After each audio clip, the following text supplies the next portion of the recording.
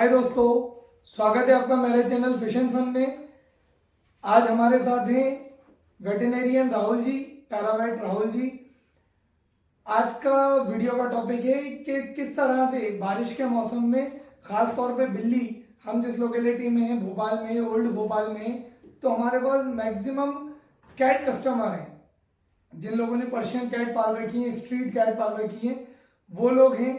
तो आज कैट के बारे में बात करेंगे कि किस तरह का मेंटेनेंस इस मौसम में, बारिश के मौसम में बिल्लियों को रिक्वायर्ड रहता है, बिल्लियों को ज़रूरी रहता है, किन बातों का ध्यान रखना चाहिए, किस तरह के फूड का ध्यान रखना चाहिए, फूड कैसा देना चाहिए, कितनी मात्रा में देना चाहिए, और कौन कौन सी मेडिसिन का समय समय पे ध्यान रखना चाहिए।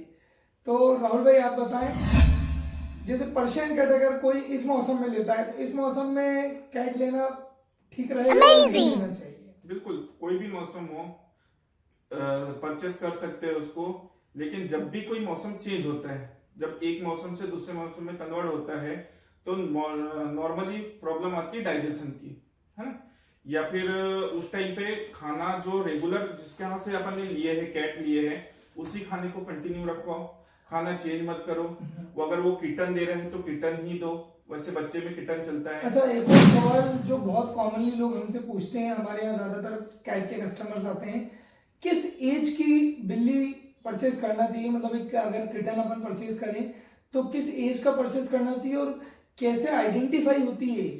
मतलब हमारे ऐसे भी बहुत केस आते हैं कि किसी ब्रीडर ने बिल्ली दे दी बोल के कि 3 महीने की है, बाद में हॉस्पिटल जाके कंफर्म हुआ कि वो तो 1 ही महीने की थी, वो तो 1.5 महीने की थी। ये कैसे कंफर्म होता है कि किटन की एज क्या है और कितनी एज पे लेना चाहिए? नॉर्मली किटन क्या होता है, जब पैदा होते हैं उसके बाद में फिर 12-13 दिन में उसकी आंख खुलती है, जब तक तो वो देख ही नहीं पाते। उसके बाद में फीडिंग करते हैं प्रॉपर। अगर अपन चाहे से कैट ले या डॉग ले, तो मदर फीडिंग प्रॉपर होनी चाहिए उसकी। और मदर फीडिंग समथिंग 2 महीने तक चलती है।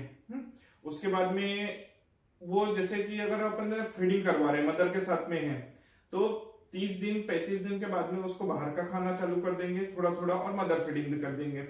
जब वो मदर फीडिंग कर रही है और उसके बाद में जब वो मदर फीडिंग बंद कर देगी, तभी किटन पर सेल आउट करना चाहिए ब्रीडरों को, और तभी परचेस करना चाहिए। अब अपना दूसरा सवाल था आपका कि वो कैसे पता चल रहा है। लोग बोल रहे, ब्रीडर बोल रहे हैं कि हमने तो 3 महीने की दी है, लेकिन वो है ही 1 ही महीने की, तो दांतों से पता चलता है।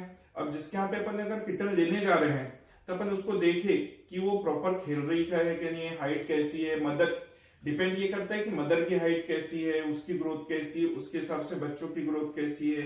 वो उसके सामने अगर आप लेने जा रहे हो, तो उसको बाहर का खाना, जैसे अपन कैट फूड है जो भी वो खिला रहे हैं, चाहे लिक्विड फॉर्म पे हो या फिर ड्राई फॉर्म पे हो, वो चीज खिला के देखो। अगर वो खा रहा है, चबा रहा है और उसका डाइजेशन अच्छा है, तो फिर आप परचेस कर सकते हो। और दांतों को देख के पता चलता है कि उसकी एज कितनी है। अच्छा, मतलब सबसे आसान तरीका ये है कि आप जब भी कोई नई कैट लेने जा रहे हैं, तो अपने सामने फीड करा के देख लें उसे, खासतौर पर ड्राई फीड करा के देख लें। अगर ड्राई फीड बच्चा खा रहा है अच्छे से, मतलब वो उस एज में है कि आप उसे खरीद लें।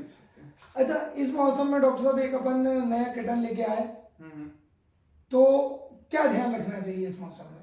नॉर्मली अपन नया किटन लेके आते हैं तो सबसे बड़ी प्रॉब्लम होती है डाइजेशन की, क्योंकि एक नया घर मिलता है, नया ऑनर होता है, खाना खिलाने का तरीका अलग होता है। जो जिसके पास में पली हुई है उसके अपन लेके आएंगे तो नया तरीका होता है, मदर के पास से अलग होते हैं, दूसरे बहन भाई के पास से अलग होते हैं। तो 2-4 दिन तो वो बिल्कुल डल रहते हैं, चुपचाप से खाना नहीं खाएंगे, ये चीज करेंगे।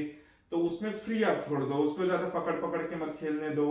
और बात आई मौसम की, तो कहीं का गंदा पानी मत पीने दो, चाहे वो गमले का हो, कूलर का हो।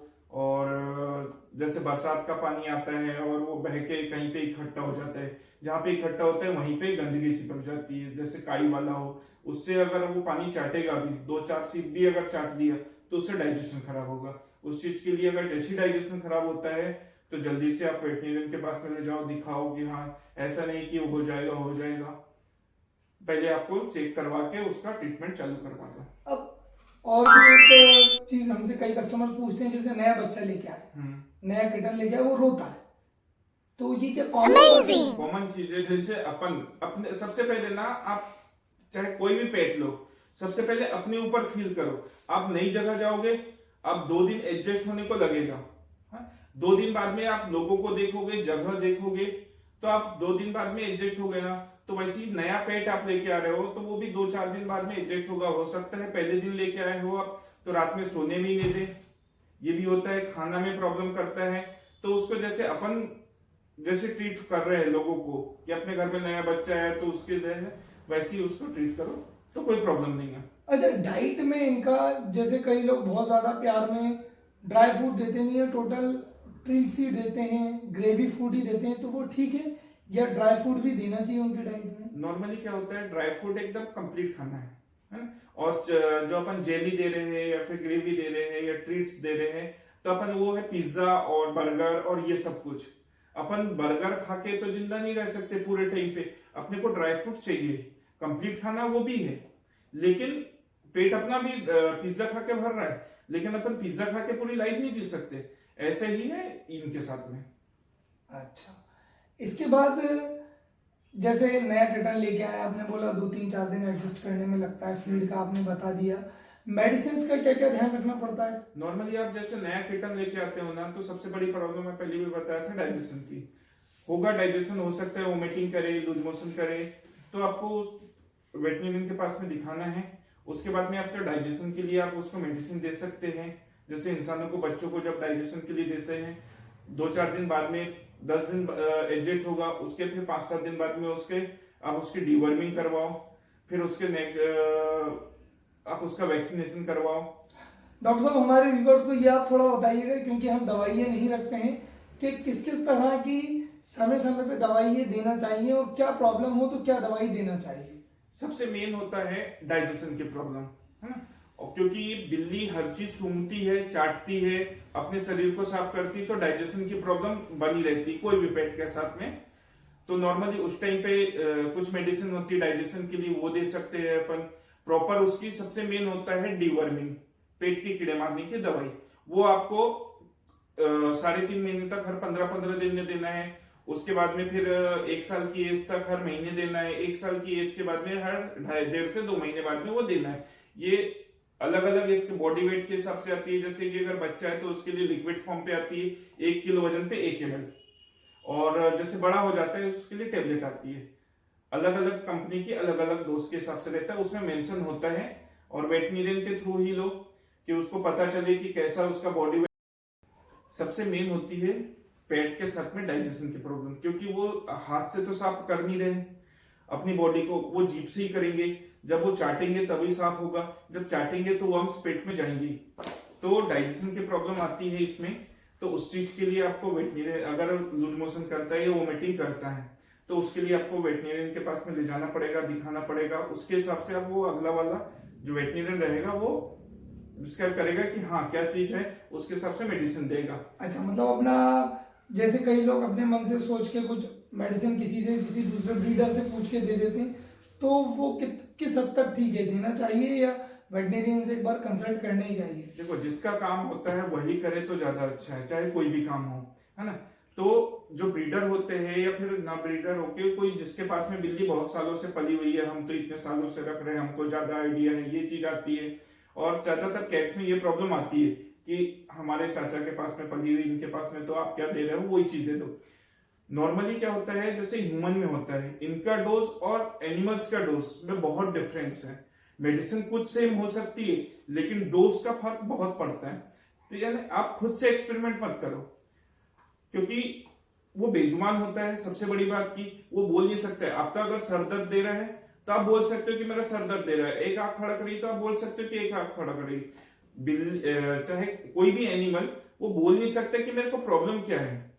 वो अगला वाला जो जितना पढ़ा है उसने, उसका एक्सपीरियंस है, वो देख के ही बता सकेगा कि कितना क्या व्यूअर्स को हम प्रॉब्लम। डिस्क्रिप्शन में आपका नंबर दे देंगे, तो आप थोड़ा हेल्प करिएगा किसी भी तरह की, किसी को कोई प्रॉब्लम आती है तो। इसके अलावा डॉक्टर साहब और क्या क्या दिक्कतें हो सकती हैं जो कॉमनली होती हैं? जैसे कई लोग बोलते हैं आंखों में से पानी बहता है बिल्ली के बहुत, तो उसका क्या कारण होता है? ये डीवर्मिंग के कारण होता है। पेट में अगर वर्म्स हो जाते हैं तो आंखों से आंसू आते हैं। यह चीज, कुछ चीज इन्फेक्शन हो जाता है, क्योंकि जो भी एनिमल या कैट की अपन बात कर रहे हैं, तो कैट जमीन से कितने टच में रहती है, समथिंग समथिंग आधा फीट दूर ऊपर रहती है आंख उसकी। अब अपन अगर 4 दिन नहीं नहाए तो अपने बालों में कितनी डस्ट जमा हो जाती है, कितनी गंदगी जाती है, जबकि अपन 5.5-6 फीट ऊपर है जमीन से, वो जमीन से है, हर चीज सूंघ रहे हैं, चाट रहे हैं, तो उनके इसमें भी डस्ट जाती है, इसलिए वो आंख से आंसू भी आते हैं। मेन रीजन होता है डिवर्मिंग ना करवाना। डिवर्मिंग नहीं करवाने के कारण भी पेट में वर्म्स हो जाते हैं, जिससे आंख से आंसू आते हैं। और ये आंखें साफ करने के लिए भी कुछ ऐसा आता है क्या मार्केट में? कुछ मेडिसिन होती है, ठंडा पानी सबसे ज्यादा अच्छा होता है, फिर उसके बाद में फिर अगर कोई बड़ी प्रॉब्लम है तो उसमें मेडिसिन अपन डाल सकते हैं। सिर्फ सफाई के लिए तो पानी यूज करिए। अच्छा अच्छा, चलिए डॉक्टर साहब, बहुत अच्छा लगा, आपने काफी सारी इंफॉर्मेशन बताई बिल्ली के बारे में। मैं मेरे व्यूवर से कहना चाहूंगा कि अगर आगे भी इसी तरह की इंफॉर्मेटिव वीडियो देखते रहना चाहते हैं तो चैनल लाइक करें, शेयर करें, सब्सक्राइब करें, बेल आइकन जरूर दबाएं। और अगर हमारे इस वीडियो में कुछ ऐसा छूटा है जो आप जानना चाहते हैं तो कमेंट सेक्शन में ज़रूर हमें कमेंट करें, ताकि हम नेक्स्ट वीडियो उस टॉपिक पे बनाएं। आज के लिए इतना ही, वीडियो में आपसे इजाज़त लेना चाहूँगा। थैंक यू डॉक्टर साहब, नमस्ते, सत श्री अकाल, शब खैर।